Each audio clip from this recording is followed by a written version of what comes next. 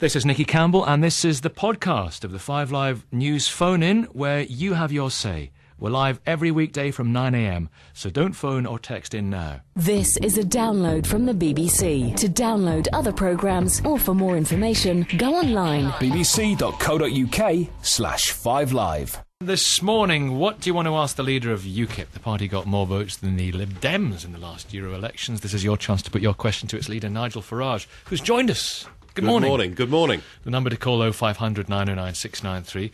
You can email breakfast@bbc.co.uk or text us on 85058.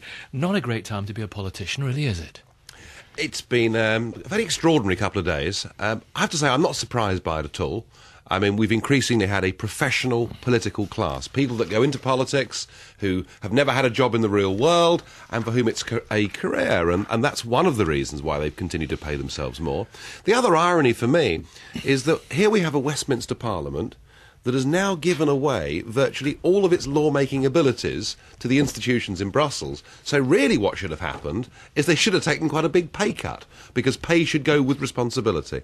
I think but they want good people to be MPs, so maybe what about the argument that they should actually be paid more so they wouldn't feel the temptation? If they were governing the country, I'd agree with you. But given that 75% of our laws are now made in Brussels, we either need a massive cut in the number of MPs we've got in Westminster, or they should be paid far less. Or, of course, you could go for the UKIP solution and make it a parliament that's got real power, and then perhaps I might agree with you. Perhaps then we should pay them properly, but if we're going to do that, I don't think anybody out there objects to people being paid a salary. What they do object to is people fiddling the system, and clearly people have been fiddling the system, and it goes right to the very top. They've been fiddling the system in your party, though, too, haven't they? So you'd have been out of There's a very big difference there, and the difference is that when we found two people who have broken faith with us and broken our rules... Just to remind people what happened, Ashley Moat was convicted of benefit fraud, and Tom Wise has denied charges of false accounting. That's right. Yeah. So we've had problems with two people, but what we've done as UKIP is no questions asked. We've kicked them straight out of the party, and that contrasts to the Tory and Labour parties, where they tend to try to brush these problems under the carpet. If somebody had been convicted of benefit fraud, they would have been kicked out of either of those. Well, that's a slightly different situation, and you know, we were lumbered with that, and in fact the guy never even took his seat as a UKIP MEP. But in the case of the accusation of fiddling expenses, what was clear to us is that he hadn't stuck to the rules as he should have done, and we as a party were totally uncompromising about it. I'm sure you want to talk about policies. You have some interesting ones. A grammar school in every town, a flat tax, single low rate of tax for all that applies only to anything you earn over $10,000 a year, scrapping inheritance tax completely. So, you're a Thatcherite at heart, aren't you? Well, you were a big admirer of Mrs. Thatcher. I personally was a big admirer of Thatcher. Are you a Tory, really? I thought we were... No, I was a Thatcherite. I wasn't a Tory. And there is a very big difference. You compare Thatcher with Heath, they were very different parties. The one point about our tax policy that you didn't read out is that what we believe very strongly is that nobody should pay tax until they earn £12,500 a year, i.e. at about what the minimum wage is. The idea that we've got all these people who are on benefit and who, if they come off benefit, start paying tax such that they're worse off is absolutely mad. And yeah, we don't believe in high taxes, and I think this new 50p rate, meaning that big earners will be paying 61% if you include national insurance in, is likely to lead to the kind of brain drain that we saw back in the 1970s. OK, well, it's good that you're here taking calls. Let's pass it over to our listeners. John in Southampton, and Simon in Middlewich, and Tim in Wales. Good morning, all of you. Good morning. Good morning. Hello, Simon. On you go. Hello, Nigel. I'd like to ask two questions, please. The first one is are candidates standing in all areas? Because I was disappointed to note that no one stood against the BNP and Tories in my local election. I'd have actually stood for UKIP if I'd known. And I believe Nigel's one of the few politicians who actually says what people think. Are you a member of the party? They don't. I'm not a member of the party, no, but they don't think he can win, so they vote tactically. Maybe he needs a strapline, yes, we can. Is Nigel Farage the British Obama? This is the question. That was my first question. Anyway. Well, I'm the same age as Obama. That's at least a start. But can I just answer that first question for you? Listen, what we've got in 4 weeks' time is a European election where all of us in this country have a chance to vote. And yes, UKIP will be on every single ballot paper in the country. On the same day, we have county council elections in some parts of England, nothing in Scotland and Wales, and we'll be on about 50% of those ballot papers. I could have stood for you.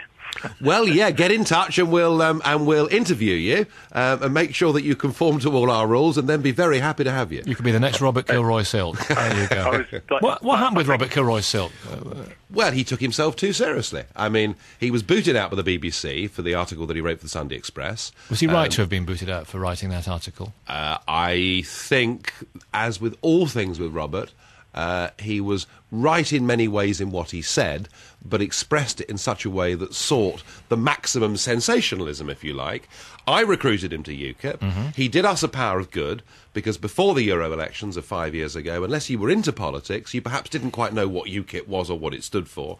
He made it a household name, but then after the election, he seemed to believe his own publicity, that somehow he was the man who was going to take over UKIP and take over the country and perhaps the world as well, and he became impossible to work with. John in Southampton. Hello, John. Good morning. Yeah, I have a couple of points, and in a funny kind of way, I think this expense claim business that's hit the fan recently is good news for the British people, and it's good news for UKIP. Now, the reason that I put that to Nigel, whether he agrees, is because probably UKIP have been more or less the only party forever pointing out that the costly loopholes and expense abuses that can go on within the EU framework that we can't even possibly expect to know about, let alone have any kind of control over. And does he not agree that this gives us a huge platform, when I say we, I mean the British people, right. in getting back, some form of control? Because once this goes wholeheartedly to Europe, I mean, how the hell are we going to influence who stays in, who stays out, and who's exposed? Okay, Nigel Farage, I don't know how you're going to handle the hostility from the callers so far. Well, I think you're right, because what is at the heart of this MP expenses row at the moment is the fact that this is public money. It's our taxed money that's being used in this way. And as you say, if you look across the water at the European institutions, however ghastly things are in Westminster at the moment, it is the mere tip of the iceberg compared with what is going on. Is it worse south of the olive line, as they used to say? It is just extraordinary. Tell us about south of the olive line. Well, let me give you an idea. I mean, tonight... Southern Europe. Tonight, there is a book launch tonight. Marta Andreasen, who was the chief accountant of the European Commission, who went there believing in the European project. She worked with Neil Kinnock. She found vast sums of money, had literally gone missing.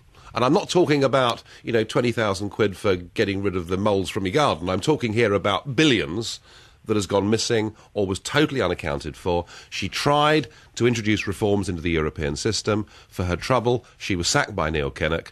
And the reason that the caller is right is the fact that she's now standing as a candidate for UKIP, I think does put us on the side of the angels, in the sense that we want smaller government and we want less taxpayer money going into all these institutions. You're saying something not dissimilar to Alistair Campbell, who was sitting in the chair beside you a little bit earlier on in this programme, who said, yes, it is bad, but compared to what happens in other countries, some of our... I'm not even paraphrasing him, but some might say our Westminster MPs do look like Mother Teresa of Calcutta. But I think Alistair Campbell was missing a key point, and the key point is, when we compare British institutions with EU institutions, in both cases, it's us that's paying for them.